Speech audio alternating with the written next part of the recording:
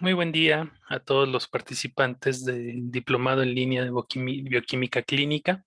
Mi nombre es Luis Enrique García Ortuño. Yo les voy a presentar el tema de hiperparatiroidismo e hipoparatiroidismo primario. Bueno, antes de hablar como tal de las patologías, pues tenemos que eh, conocer generalidades de anatomía y fisiología de la glándula paratiroides. Entonces, la glándula paratiroides está compuesta por 4 lóbulos que se encuentran insertos dentro de la glándula tiroides, de ahí que se llame paratiroides junto a la tiroides. Son entonces 2 lóbulos craneales y 2 lóbulos caudales que miden aproximadamente entre 0,1 y 0,5 o 0,6 centímetros de diámetro. Histológicamente, estas glándulas están compuestas básicamente por estas células que se denominan células principales, que son las que van a sintetizar pues la hormona, la paratormona, que es la hormona que sintetiza la glándula paratiroides. También se describen estas que son las células oxífilas. No se sabe exactamente su función, de hecho se piensa que pueden ser similares a la célula principal. Bueno, como les decía, la paratormona es la hormona que va a sintetizar esta glándula, la glándula paratiroides, y la función más importante de la paratormona va a estar relacionada con la regulación del calcio. El calcio que participa en esta regulación, en principio es el calcio extracelular, pero de manera particular el calcio iónico, porque el calcio iónico es el fisiológicamente activo.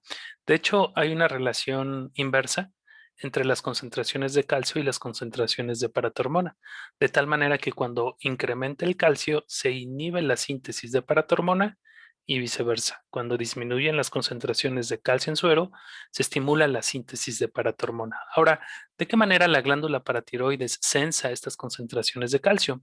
Bueno, para eso hay esta proteína que es un receptor sensible a calcio, que se encuentra principalmente en la glándula paratiroides, pero también es prominente en el túbulo epitelial renal.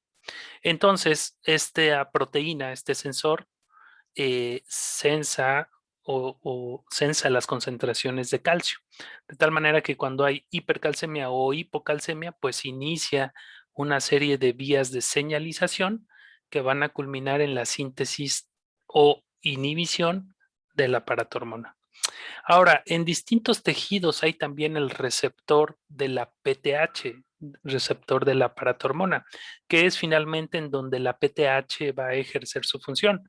Entonces, tenemos receptor de PTH también en túbulos renales, en hueso, y la PTH influye a nivel intestinal, pero de manera indirecta, porque vamos a recordar que la PTH va a activar la 1-alfa hidroxilasa que va a permitir la conversión del 25-hidroxicolecalciferol en 1,25-dihidroxicolecalciferol, que es la vitamina D3 activa, que esta sí va a tener su función a nivel intestinal.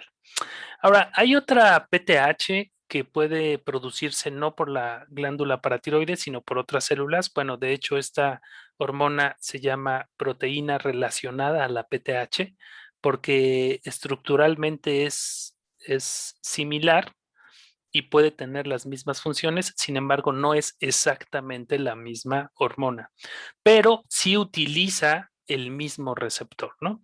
Quizá la PTH, la proteína relacionada con la paratormona, puede tener significancia en ciertas patologías, como la hipercalcemia de malignidad, que es la que suele estar incrementada y finalmente cumplir las mismas funciones que la PTH.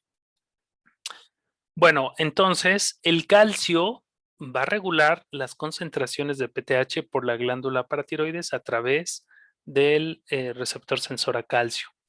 El calcio regula de forma directa la excreción o reabsorción renal a través del calcio. Entonces, el calcio puede influir, sí, en la glándula paratiroides, pero de manera directa también en el riñón. Ahora, por parte de la paratormona, específicamente la función de esta hormona en el riñón es la que tenemos aquí en este cuadro. Favorece la reabsorción tubular renal de calcio.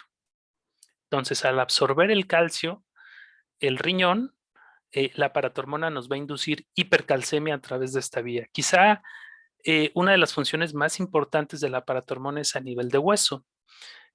Más adelante lo vamos a platicar en otra diapositiva. Con respecto al fósforo, la paratormona induce la pérdida de fósforo urinario porque hace que disminuya su absorción a nivel de túbulo epitelial, ¿no? Entonces, con esto podemos decir que la paratormona induce, el incremento de paratormona induce hipercalcemia y al mismo tiempo hipofosforemia. Y como les decía, a nivel renal también estimula la 1-alfa hidroxilasa. Finalmente, cuando tenemos síntesis de la vitamina D3, la vitamina D3 lo que va a hacer es permitir una mayor absorción de calcio a nivel intestinal. Entonces, bueno, resumiendo, la paratormona tiene función a nivel de riñón, a nivel de hueso y de manera secundaria a nivel intestinal. Dado que el hueso es una de los blancos importantes y potentes de la paratormona, pues es importante también que revisemos de qué forma induce la liberación de los iones de calcio. Primero habría que decir que el hueso pues siempre va a funcionar como un almacén que nos permite equilibrar de una buena forma estados tanto de hipercalcemia como de hipocalcemia. Básicamente lo que la paratormona va a hacer es inducir la resorción ósea y de esa forma incrementar los iones de calcio. ¿Cuál es el mecanismo? Antes se pensaba que la paratormona pudiera estimular directamente al osteoclasto. Sin embargo, no se ha detectado un receptor de paratormona en osteoclasto. Entonces, otra teoría es que probablemente la paratormona estimula más bien a los osteoblastos. Los osteoblastos sintetizan un ligando que se le dicen OPGL, osteoprotegerina, y este ligando va a estimular a los proosteoclastos a que se diferencien a osteoclasto.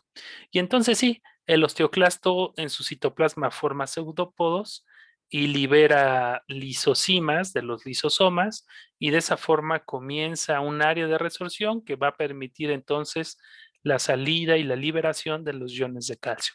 Entonces ese es el mecanismo por el cual la PTH eh, puede utilizar al hueso para equilibrar o normalizar las concentraciones de calcio. Bueno, esas fueron las generalidades con respecto a la fisiología. Ahora vamos a hablar del hiperparatiroidismo primario. Bueno, en general podemos decir que van a estar asociados a la hipercalcemia. La etiología casi siempre, en la mayoría de los casos, va a ser un adenoma paratiroideo solitario, es decir, en uno de los nódulos o lóbulos más bien de la glándula paratiroides. Esto va a estar en el 80% de los casos, aunque se han descrito con mucha menor frecuencia una hiperplasia multinodular, es decir, no es como tal un adenoma, no es un nódulo, y esto puede suceder en los diferentes lóbulos de la glándula paratiroides. Sí sería importante hacer la diferenciación entre hiperparatiroidismo primario solitario o esta hiperplasia múltiple nodular.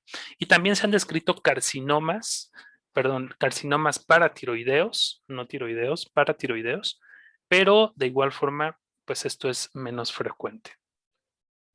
Bueno, la presentación clínica, pues algunos datos. Esto se presenta con mayor frecuencia en perros y es muy raro en gatos, pero desde luego que también está descrito.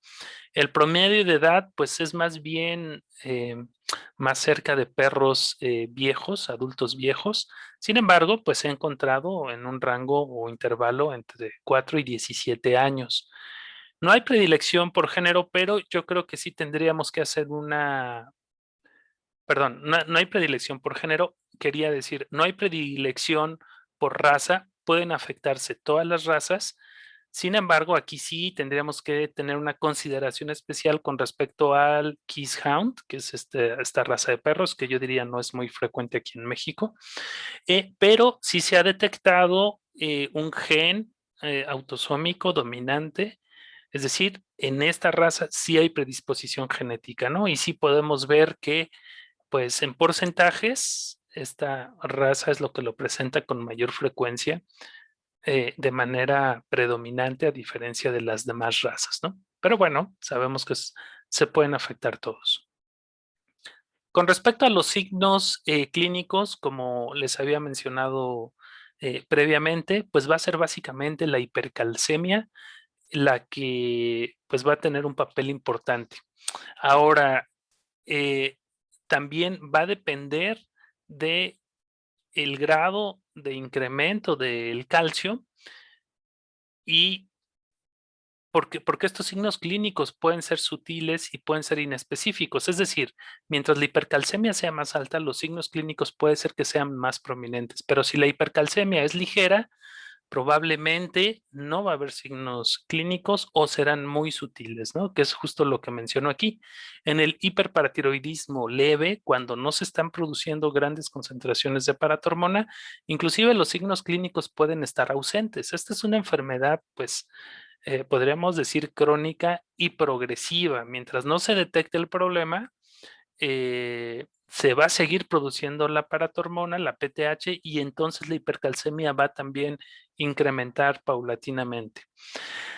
A veces se notan algunos signos clínicos después del tratamiento. De hecho, muchas veces estas hipercalcemias se detectan como serendipias, ¿no? Se detectan de forma accidental y es como se puede aproximar al diagnóstico, dar un tratamiento, y es cuando los propietarios se dan cuenta que había ciertos signos clínicos asociados a esta patología que no eran tan evidentes. Pero el signo clínico más evidente generalmente o el más frecuente va a ser alteraciones en vías urinarias bajas, porque esta hipercalcemia puede favorecer la presentación de urolitos o de infección de vías urinarias. Entonces, los pacientes pueden presentar poliaquiuria, estranguria y hematuria, ¿no?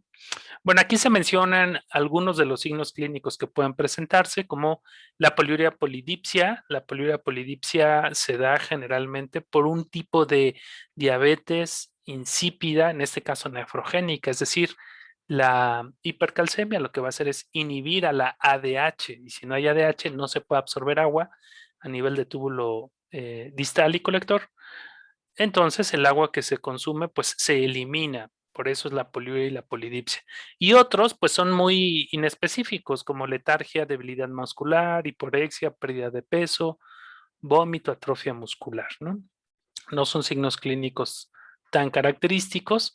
Y bueno, aquí en esta tabla del libro de Feldman, pues podemos ver también los porcentajes, ¿no? En donde poliuria polidipsia es uno de los más frecuentes junto con debilidad, tolerancia al ejercicio.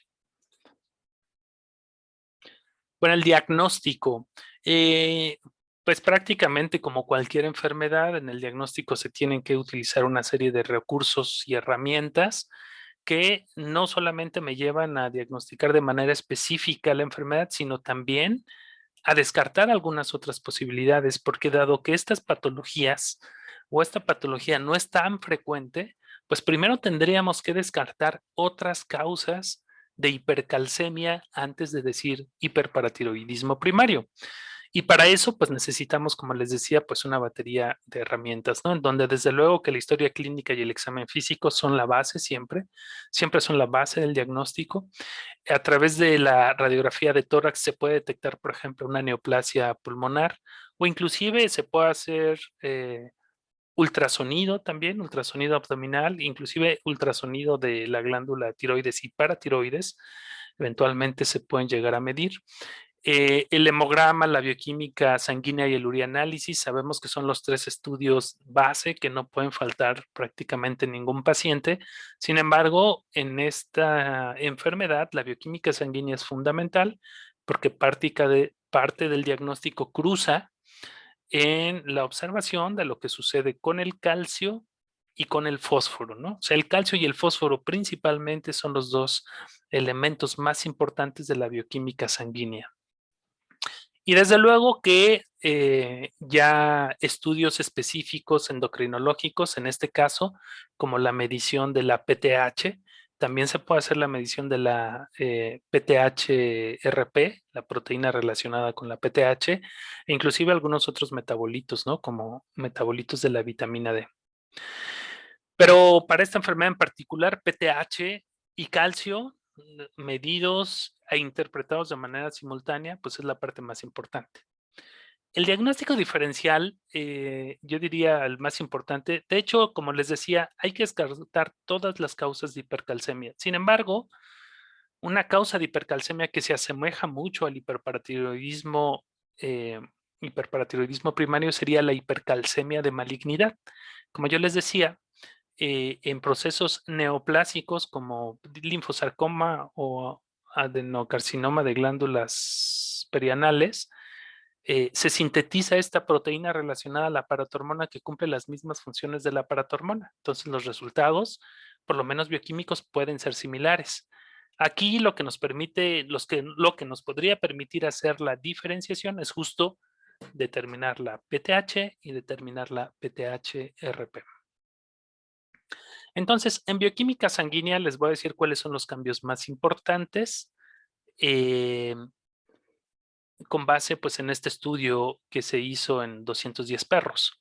Entonces aquí lo que detectamos es que urea y creatinina no, la media están dentro del valor de referencia y los cambios más importantes sería entonces hipofosforemia.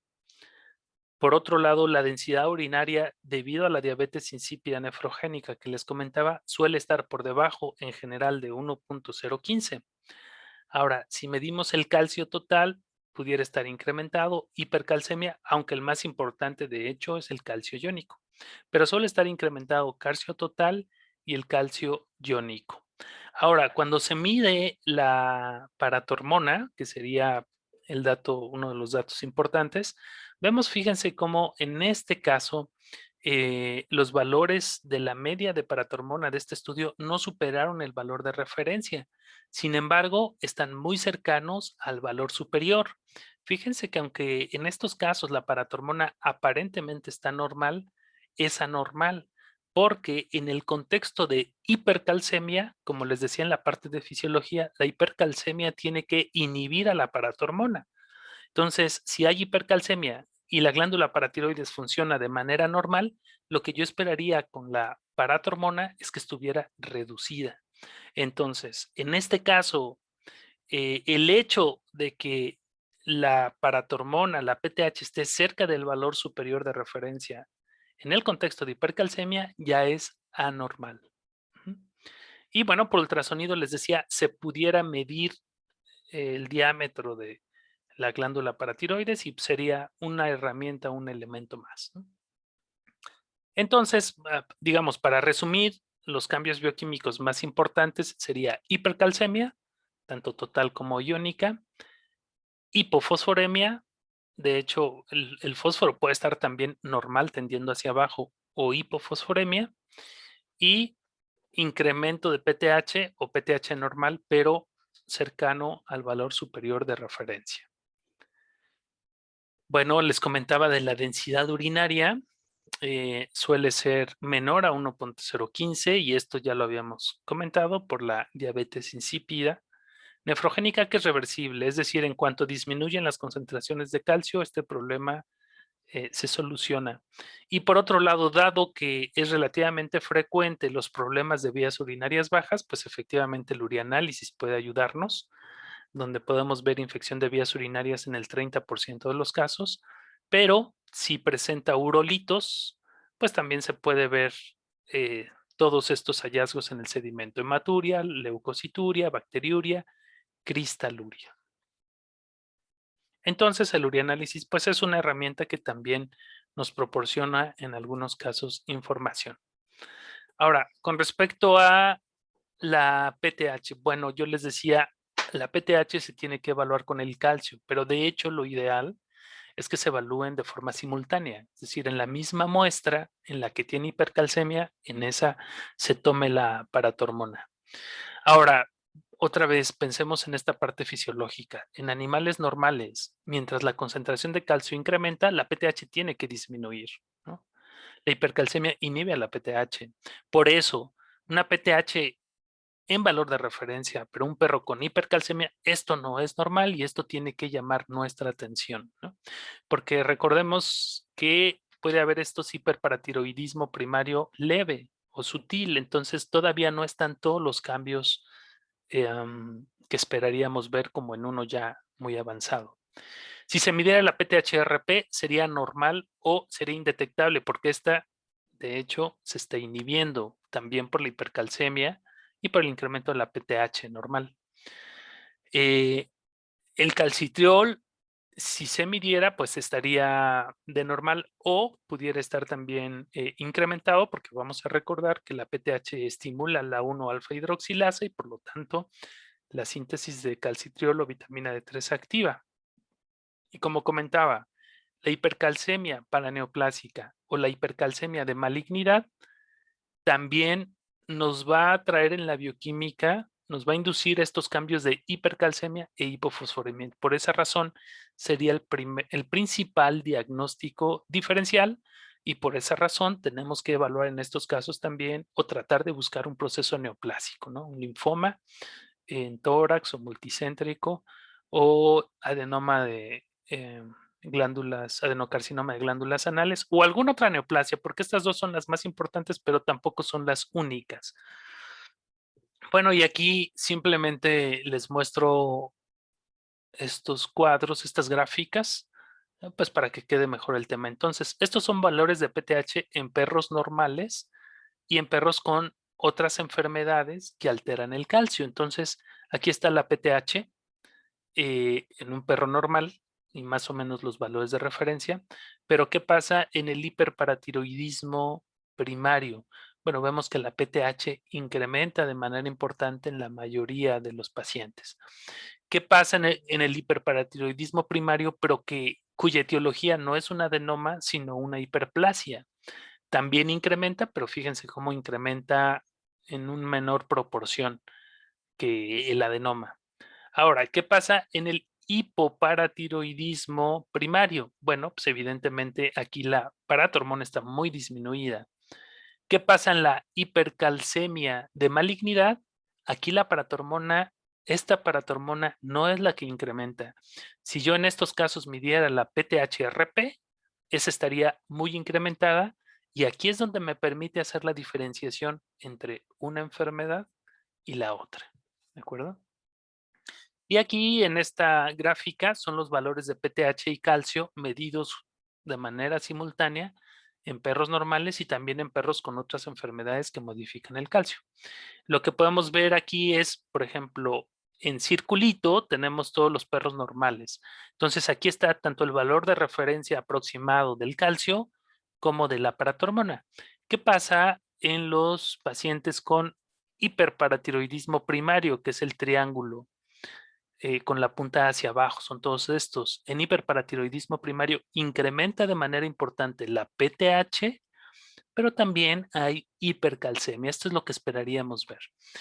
En hiperplasia paratiroidea, que es el cuadro, fíjense cómo también incrementa, también hay hipercalcemia y también hay incremento de la paratormona, pero es, como les decía, en menor proporción a diferencia del adenoma.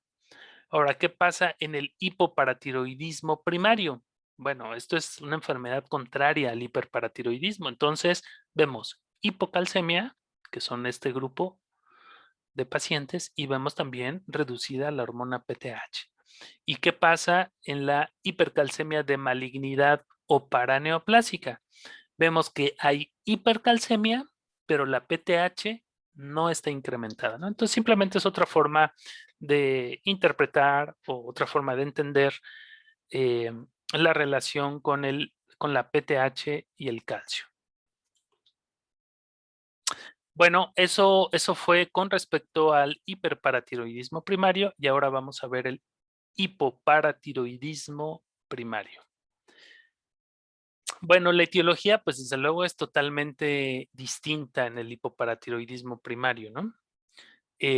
Primero habría que decir que es una enfermedad que se caracteriza en este caso por lo contrario, que es la deficiencia de la síntesis de paratormona, entonces hipocalcemia. Bueno, esta enfermedad es autoinmune como muchas o como varias enfermedades autoinmunes endocrinas que pueden suceder en perros y en gatos. Por ejemplo, por mencionar algunas, diabetes mellitus, hipotiroidismo, hipoadrenocorticismo.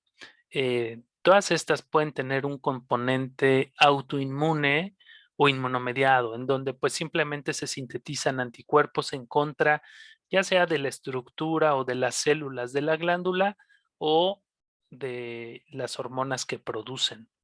Pero como les decía, el resultado final va a ser la reducción en la síntesis de la PTH. Lo que se ha encontrado en estudios histológicos de estos pacientes, pues ha sido una paratiroiditis linfoplasmocitaria, junto con acumulación de tejido colágeno, matriz extracelular y por lo tanto fibrosis. Estos mismos hallazgos, les decía, se han encontrado también en adrenales, en tiroides, en páncreas endocrino y bueno, es lo que nos sugiere la posibilidad de esta etiología. Hay algunas otras etiologías, bueno, en gatos la causa más frecuente de hipoparatiroidismo va a ser la tiroidectomía cuando se utiliza como tratamiento en los casos de hipertiroidismo. Bueno, los signos clínicos de igual forma van a estar asociados principalmente a la hipocalcemia. Entonces, la hipocalcemia es la parte como más importante de esta enfermedad. Algunos datos clínicos se presenta a cualquier edad, sin embargo, al ser una enfermedad autoinmune, a diferencia del hiperparatiroidismo, que es neoplásico, aquí pues son perros adultos, pero más bien entre jóvenes adultos. Aquí sí hay mayor predisposición de hembras, sucede en otras enfermedades autoinmunes, no hay predisposición de raza. Aquí prácticamente todas las razas tienen similar frecuencia y lo que la literatura menciona es que pues algunas razas es más bien por su popularidad más que haya una predisposición. Ahora sí, los signos clínicos generalmente van a ser neuromusculares, pueden presentar convulsiones, parestesia, calambres, cambios de comportamiento, que son pues también los signos clínicos que tenemos aquí descritos. Entonces, principalmente van a ser neuromusculares. El diagnóstico. Bueno, de hecho, tanto en hiperparatiroidismo como hipoparatiroidismo, como les decía, como no son enfermedades tan frecuentes, sí es muy importante en este caso excluir otras causas de hipocalcemia, ¿no? Y se puede hacer de manera pues relativamente fácil cuando tenemos los elementos diagnósticos, ¿no? ¿Cuáles son otras causas de hipocalcemia probables antes del hipoparatiroidismo? Bueno, por ejemplo, hipoalbuminemia, ¿no? Sabemos que el calcio se encuentra en tres fracciones en sangre, ¿no? El calcio unido a aniones, el calcio unido a proteínas, como la albúmina, y el calcio iónico, que es el fisiológicamente activo. Más o menos un 45% del calcio está unido a la albúmina. Entonces, cuando hay hipoalbuminemia puede haber también hipocalcemia. Hay algunas fórmulas una fórmula que se utiliza para corregir, sin embargo, se menciona que estas fórmulas actualmente no son tan confiables. Pero bueno, el punto es que podemos saber con mucha facilidad si el paciente tiene o no hipoalbuminemia.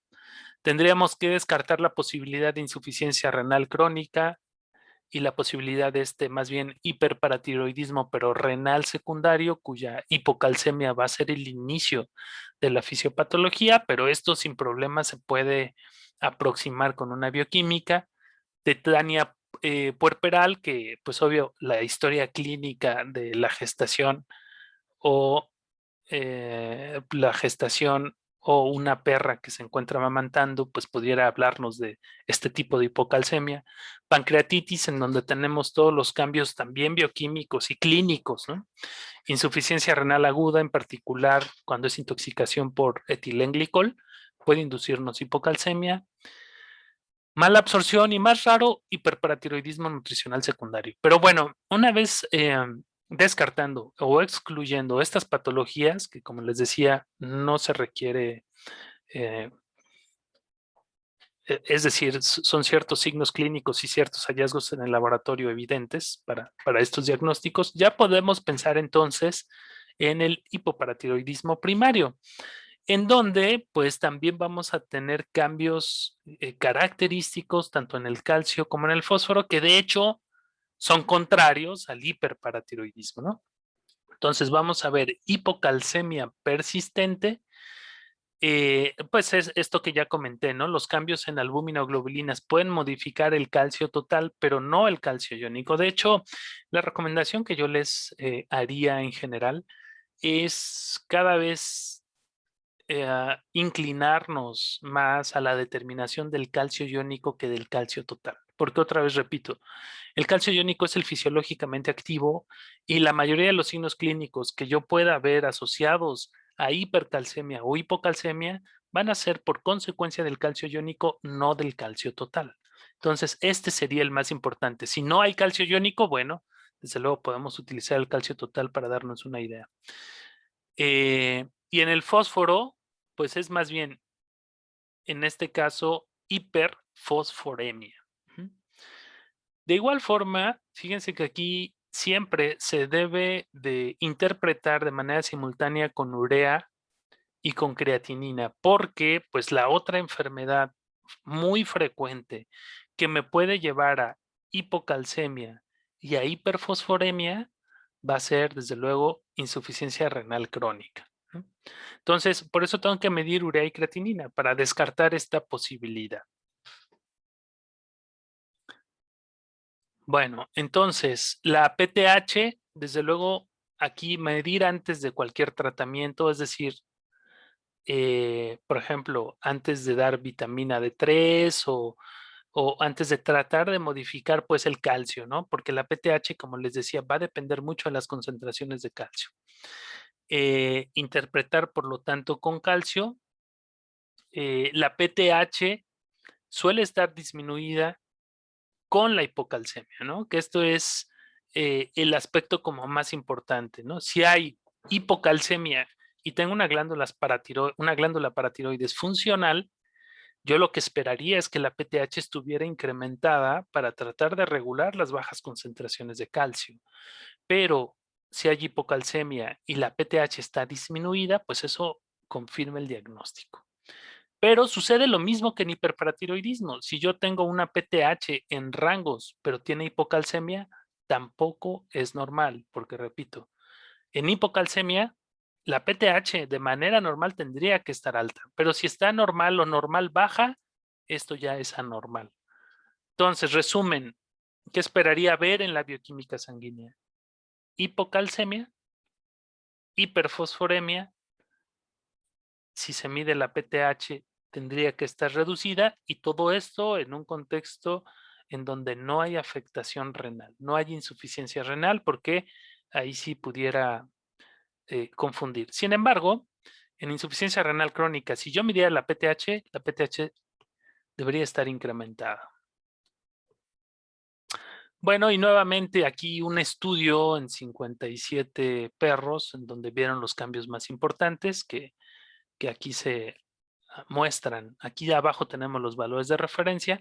Entonces, con respecto al calcio total, otra vez bajo, el calcio iónico bajo, el fósforo alto, hiperfosforemia, y la PTH disminuida, ¿no? Simplemente es para hacer énfasis o remarcar otra vez en estos hallazgos que son los más importantes. Bueno, pues les agradezco mucho su atención y espero que este módulo sea de utilidad para ustedes. Hasta luego.